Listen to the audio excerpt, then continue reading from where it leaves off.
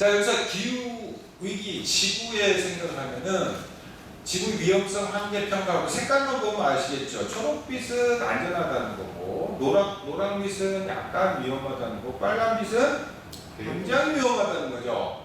근데 빨간 게 있어요. 빨간 게 생물 다양성 통계해가지고 지금 주제로 하는 멸종이고, 생물의 멸종은 빨갛게 되면 어떻게 되냐면 인간의 한계를 벗어나는 거예요. 어떻게 대처 방안이 없어요. 생물의 멸종에 대해서는 인간이 대처 방안이 없어요. 과학기술을 발달해서 이 DNA를 뽑아가지고 개체를 만들면 한 종 만드는데 그 틈에 만 종을 멸종하고 있어요. 그래서 안 되는 거죠. 또 하나는 뭐냐 그러면은 화학물질이 엄청나게 배출되고 있대. 이거 다 땅에서 뽑아 올려가지고 인간이 쓰는 화학물질인데 인과 질소가 있는데 인은 세제에서 나오는 거예요. 그만큼 우리 세제를 많이 쓰고 있다는 거죠. 그 다음에 질소는 비료에서 나오는 거예요. 그래서 세제와 비료가 육지에서 쓰는 강물을 타고 들어가서 바다로 들어가요. 그럼 바다가 그동안 탄소를 품고 품어주고 완충작용을 하고 있었는데 이것 때문에 완충작용을 잃었어요. 온도 조절도 못해요. 그렇기 때문에 문제가 있는 거죠. 근데 이런 문제가 생물의 멸종은 생물이 탄소를 저장하는 그런 역할을 해요. 식물뿐만 아니고 동물도 다 탄소를 포함하고 우리도 탄소를 지금 갖고 있어요. 갖고 있는데 얘네가 없어지니까 탄소는 전부 공중으로 날아가겠죠. 바다가 완충작용을 못해요. 그런데 기후변화는 지금 노란불이 켜졌습니다. 이게 빨간불로 신호가 바뀌면은 인간의 통제권을 벗어나서 멸종으로 가는 그런 수밖에 없는 그런 상황이에요. 지금 노란불 상황이에요. 빨간불 상황은 아니에요. 빨간불 되면은 큰일 납니다. 큰일 났는데 우리는 괜찮아요. 왜? 다 죽은 거니까. 네. 노란불일 때만 살아있고 빨간불일 때 다 죽으니까 신경 쓸 필요가 없어요. 그 생물의 멸종이라는 거는 우리 중학교 때, 초등학교 때 배울 거예요. 먹이 피라미드 해가지고 이렇게 삼각형 모양으로 굉장히 안정적이다. 역삼각형이면 쓰러진다. 쓰러지는 게 아니고 우리는 중간중간을 다 파먹어가지고 폭삭 무너지기 상태로 이런 상태로 생태계가 지금 유지되고 있습니다.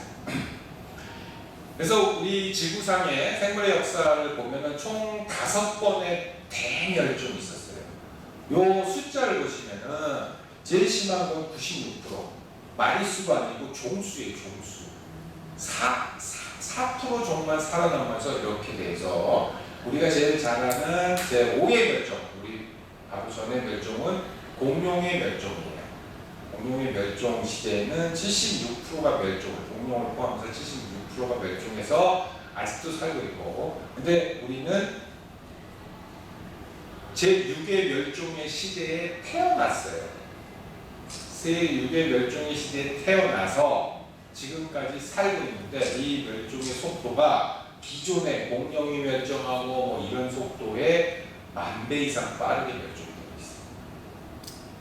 그래서 이건 큰 문제고 아까 전에서 보셨듯이 인간의 한계를 벗어나는 인간의 능력, 인간이 컨트롤할 수 없는 그런 상황까지 가버렸죠.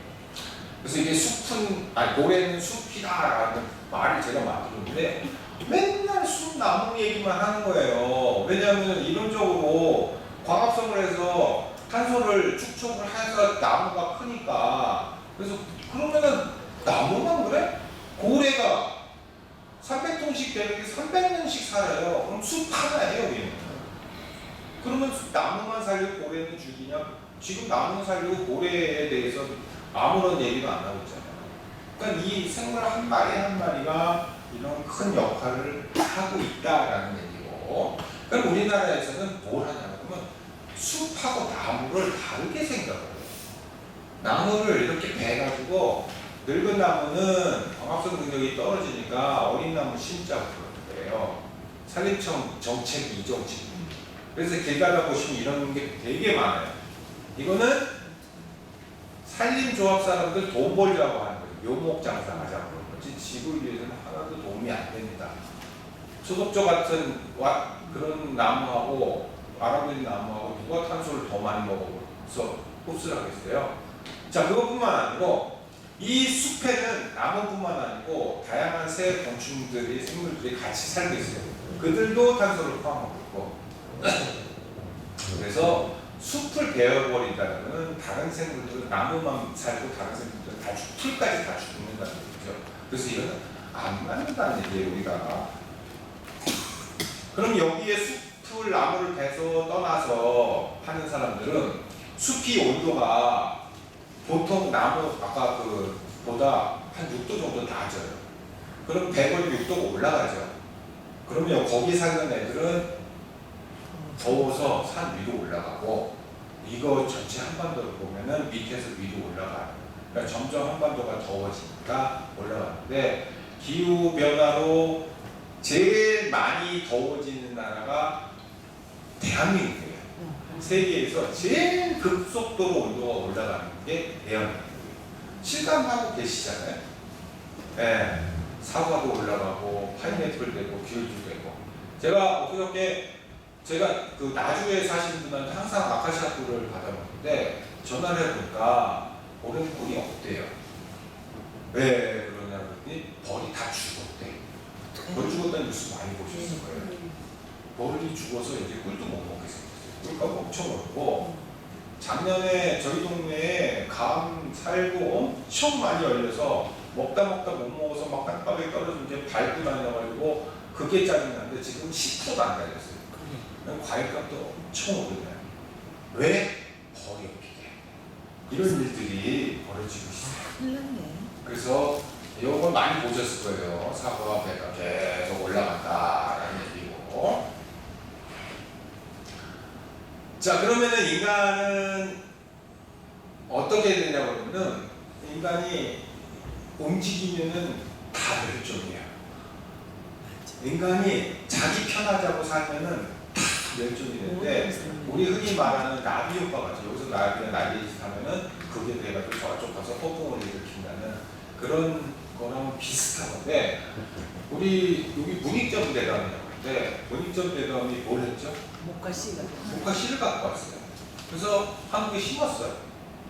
심어가지고 목화를 재배해서 보니까 너무 좋은 거 옷을 입으니까 따뜻하고 가볍고 그전에는 삼배 옷이나 동물 가지고 입고 살았는데 따뜻하고 가볍고 너무 좋은데 또 나라에서는 뭐냐면 해군의 군함의 돛이 동물 가죽으로 돼 있었는데 그걸 면으로 바꿨어요.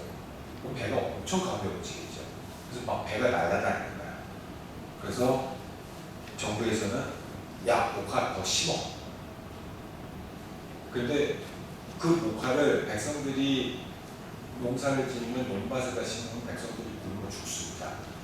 그런데 새로운 경작지가 필요합니다. 그게 뭐냐면 숲으로 들어가서 화전을 해요. 화전을 해가지고 나무를 태워서 자르고 밭을 만들어서 목화 심고 해다가 호랑이 서식지를 심어하는데 우리가 호랑이 생각하면 막 기암절벽 뛰어오르고 막 그런 호랑이를 생각하죠. 호랑이는 원래 그 바닷가 옆에 풀밭에서 살았어요. 우리 동물에 보면 사자들 풀밭에 살잖아요. 우리 풀밭에 살았어요. 어느 동물이 기암절벽 뛰어다니는 좋아하는 동물이 어디서 힘들어 죽어요. 그런데 거기까지 참고 왔는데 그 밑에까지 오니까 이게 싸움이 붙어가지고 정부에서는 호랑이를 잡아라.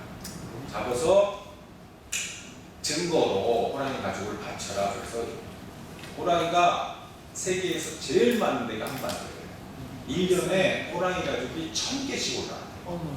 1년에 1000마리씩 잡고 이쪽은 나와요. 근데 그게 다 없어졌죠. 그리고 그걸 따져보면은 문익점 대감이 중국에서 갖고 온 목화씨 메달이 결국 긴 세월을 해서 사람의 행동을 바꾸니까 이런 호랑이 멸종까지 오는데 지금 제비 보기 어렵죠.